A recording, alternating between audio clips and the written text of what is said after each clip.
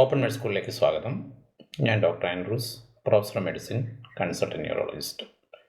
ഈ അടുത്തിടെ കേട്ട ഒരു വാർത്തയിലേക്ക് നമുക്ക് പോകാം. അതിയുടെ പശ്ചാത്തലത്തിൽ കടുത്ത ജാഗ്രതയിൽ സംസ്ഥാനം. തിരുവനന്തപുരം, കൊച്ചി അടക്കമുള്ള എയർപോർട്ടുകളിലും സീപോർട്ടുകളിലും ജാഗ്രതാ സംവിധാനങ്ങൾ ഒരുക്കുന്നു. വിദേശത്ത് നിന്നും എത്തുന്നവരെ നിരീക്ഷിക്കാനും രോഗലക്ഷണമുള്ളവരെ ഐസൊലേറ്റ് ചെയ്യാനും തീരുമാനമായി. ആഫ്രിക്കൻ രാജ്യങ്ങളിൽ എബോള വൈറസ് പടർന്നു പിടിക്കുന്ന പശ്ചാത്തലത്തിലാണ് മുന്നൊരുക്കങ്ങൾ ഊർജിതമാക്കുന്നത്. നമ്മൾ കേട്ടു, ആഫ്രിക്കൻ രാജ്യങ്ങളിൽ എബോള വൈറസ് മൂർച്ഛിക്കുന്നതിനാൽ കേരളത്തിലെ എയർപോർട്ടുകളിലും സീപോർട്ടുകളിലും ജാഗ്രതാ നിർദ്ദേശം. എന്താണ് എബോള വൈറസ്? എങ്ങനെയാണ് അത് ലക്ഷണങ്ങൾ എന്നതിനെക്കുറിച്ച് നോക്കാം. എബോള വൈറസ് പേര് സൂചിപ്പിക്കുന്ന പോലെ തന്നെ ഒരു വൈറസ് രോഗമാണ്. നമ്മൾ കോവിഡിനെ പറ്റി സംസാരിച്ചിരുന്നു. കോവിഡും ഒരു വൈറസ് രോഗമാണ്. മനുഷ്യരിലും മറ്റു ചില വന്യമൃഗങ്ങളിലും കാണുന്ന ഒരു ഗുരുതരമായ പകർച്ചവ്യാധിയാണ് ഈ എബോള വൈറസ് ഉണ്ടാക്കുന്നത്. ഏതാണ്ട് 50% രോഗികളും മരിക്കാൻ സാധ്യതയുള്ളതിനാൽ ഇത് ഉയർന്ന മരണനിരക്കുള്ള ഒരു രോഗമായിട്ടാണ്. ഇതാദ്യമായിട്ട് കണ്ടെത്തിയത് ആഫ്രിക്കയിലാണ് 1976. അവിടെ നിന്ന് അടുത്തുള്ള സ്ഥലങ്ങളിലേക്ക് ഇത് സ്പ്രെഡ് ചെയ്തിട്ടുണ്ട്. എബോള എന്ന നദിക്കടുത്തുള്ള സ്ഥലത്ത് കണ്ടെത്തിയതിനാലാണ് ഈ വൈറസ് രോഗത്തിന് എബോള വൈറൽ രോഗം എന്ന് പേര് വന്നത്. 2014-16 കാലഘട്ടങ്ങളിൽ മറ്റ് ആഫ്രിക്കൻ രാജ്യങ്ങളിലേക്കും ഇത് പടർന്നു പിടിച്ചിരുന്നു.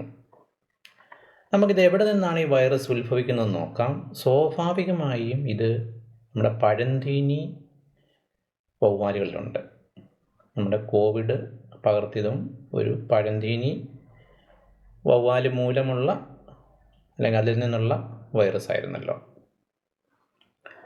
ഇത് മറ്റ് മൃഗങ്ങളിൽ, അതായത് വവ്വാലുകൾ, കുരങ്ങുകൾ, ചിമ്പൻസികൾ എന്നിവയ്ക്കും ഈ രോഗം പകരാം. എങ്ങനെയാണിത് മനുഷ്യരിൽ സ്പ്രെഡ് ചെയ്യുക? ഒരാളിൽ നിന്ന് മറ്റൊരാളിലേക്ക് രോഗിയുടെ ശരീരസ്രവങ്ങളിൽ നിന്ന്, അതായത് രക്തം, ഛർദി, മലം, ഉമിനീർ മുതലായവ മൂലം ഇത് സ്പ്രെഡ് ചെയ്യാം. ഈ സ്രവങ്ങളുമായി നേരിട്ടുള്ള സമ്പർക്കത്തിൽ. എന്നാൽ അറിഞ്ഞിരിക്കേണ്ട കാര്യം, ഇത് കോവിഡ് പോലെ വായുവിൽ കൂടി പകരുന്ന രോഗമല്ല. അത് കൊതുക് കടിയിലൂടെയും പകരുന്ന രോഗമല്ല. എന്താണ് രോഗലക്ഷണങ്ങൾ? ഏതൊരു വൈറൽ രോഗം പോലെ തന്നെ പെട്ടെന്നുള്ള പനി, തൊണ്ടവേദന, ശരീരവേദന, പേശിവേദന, ഇതെല്ലാം ഈ രോഗത്തിനും ലക്ഷണമാണ്. കൂടുതലായി കഴിഞ്ഞാൽ ഛർദി, വയറുവേദന, വയറിളക്കം, ഭക്ഷണത്തോടുള്ള താല്പര്യക്കുറവ്, ഡീഹൈഡ്രേഷൻ അഥവാ നിർജ്ജലീകരണം എന്നിവയും വരാം. ഗുരുതരമാകുന്ന ആൾക്കാർക്ക് രക്തസ്രാവം. അതിനാലാണ് ഈ അസുഖത്തെ നമ്മൾ ഹെമറാജിക് ഫീവർ എന്നാണ് പറയുക. അതായത് ഹെമറാജിക് എന്ന് പറഞ്ഞാൽ ബ്ലീഡിങ് ഉണ്ടാക്കുന്നത്, രക്തസ്രാവം ഉണ്ടാക്കുന്ന പനിയായിട്ടാണ് ഇത് കരുതുന്നത്. മൂക്കിൽ നിന്ന്, വായിൽ നിന്ന്, ഛർദിയിൽ, മലത്തിൽ രക്തം പോവുകയും അങ്ങനെ ആളിൻ്റെ പ്രഷർ താഴ്ന്ന് മറ്റ് അവയവങ്ങൾക്ക് ഡാമേജ് വരുത്തുകയും ചെയ്യുന്ന ഒരവസ്ഥയിലേക്ക് എത്താം. എങ്ങനെയാണ് രോഗം നിയന്ത്രിക്കുന്നത്? ഒരു വ്യക്തിയുടെ ട്രാവൽ ഹിസ്റ്ററി, യാത്ര, എവിടെ നിന്ന് വരുന്നു എന്നാണ് പ്രധാനപ്പെട്ട കാര്യം. ആഫ്രിക്കൻ രാജ്യങ്ങളിൽ നിന്നും വരുന്ന ആൾക്കാർക്ക് പനിയോ മറ്റ് ലക്ഷണങ്ങളോ ഉണ്ടായാൽ അവരെ സാധാരണഗതിയിൽ നമ്മൾ ക്വാറന്റൈനിൽ വെക്കും. കോവിഡിൻ്റെ ക്വാറന്റൈൻ ഓർക്കുന്നുണ്ടല്ലോ, അതുപോലെ തന്നെ.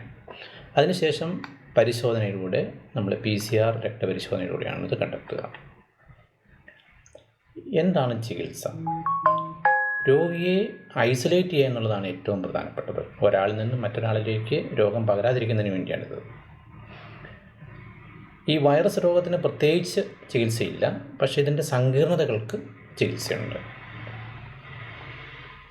നമ്മൾ കോവിഡിന് ഉപയോഗിച്ചിരുന്ന എല്ലാ സുരക്ഷാ മാനദണ്ഡങ്ങളും ഈ അസുഖത്തിനും ബാധകമാണ്. രോഗിയുമായിട്ടുള്ള സമ്പർക്കം ഒഴിവാക്കുക, രോഗിയെ ഐസൊലേറ്റ് ചെയ്യുക, അവരുടെ ശരീരസ്രവങ്ങളുമായി സമ്പർക്കത്തിൽ ഏർപ്പെടാതിരിക്കുക. ഇതാണ് പ്രധാനപ്പെട്ട കാര്യം. ഈ വൈറൽ രോഗമുള്ള സ്ഥലങ്ങളിൽ നിന്നും വരുന്ന വ്യക്തികൾക്ക് ഗവൺമെൻറ് നിർദ്ദേശിക്കുന്ന ക്വാറന്റൈനും മറ്റ് ഐസൊലേഷൻ മാർഗങ്ങളും സ്വീകരിക്കണം. Stay tuned for further videos. Thank you.